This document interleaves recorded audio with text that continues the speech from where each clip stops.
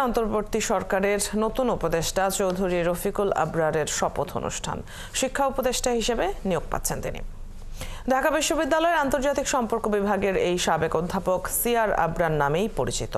প্রধান উপদেষ্টা মোহাম্মদ ইউনূস নেতৃত্বাধীন অন্তর্বর্তী সরকারে এখন উপদেষ্টা আছেন ২১ জন। তাদের মধ্যে ওয়াহিদউদ্দিন মাহমুদ শিক্ষা এবং পরিকল্পনা মন্ত্রণালয় সামলাচ্ছেন।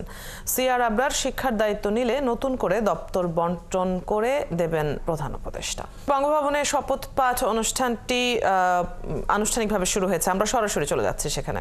অনুগ্রহপূর্বক মাননীয় উপদেষ্টাকে শপথ পাঠ করানোর জন্য মহামান্য রাষ্ট্রপতিকে বিনীত অনুরোধ জানাচ্ছি। বিসমিল্লাহির রহমানির রহিম।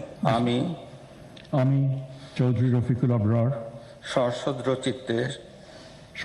চিত্তে শপথ করিতেছি যে আমি আইন অনুযায়ী অন্তর্বর্তীকালীন সরকারের উপদেষ্টা পদের কর্তব্য বিশ্বস্ততার সহিত পালন করিব। আমি বাংলাদেশের প্রতি অকৃত্রিম বিশ্বাস ও আনুগত্য পোষণ করিব। আমি সংবিধানের রক্ষণ সমর্থন ও নিরাপত্তা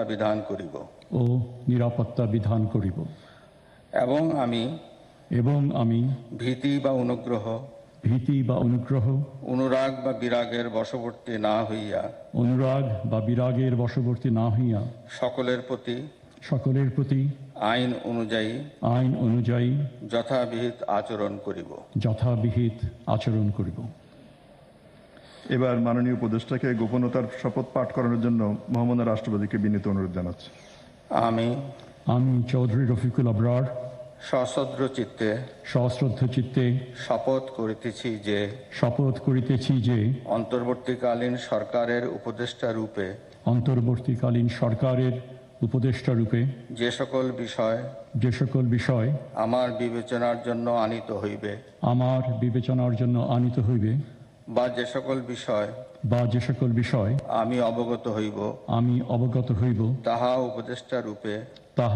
উপদেষ্টা রূপে যথাযথভাবে আমার কর্তব্য পালনের প্রয়োজন ব্যতীত প্রত্যক্ষ বা পরোক্ষভাবে কোনো ব্যক্তিকে জ্ঞাপন করিব না বা কোনো ব্যক্তির নিকট প্রকাশ করিব না।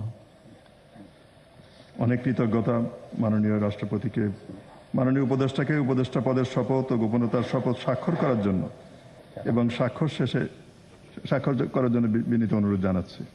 স্বাক্ষর শেষে নির্ধারিত আসন গ্রহণ করার জন্য মাননীয় উপদেষ্টাকে অনুরোধ জানাচ্ছি। গণপ্রজাতন্ত্রী বাংলাদেশের অন্তর্বর্তীকালীন সরকারের উপদেষ্টা। দর্শক, বঙ্গভবনে নতুন উপদেষ্টার শপথ অনুষ্ঠানে এতক্ষণ সরাসরি যুক্ত ছিলাম আমরা।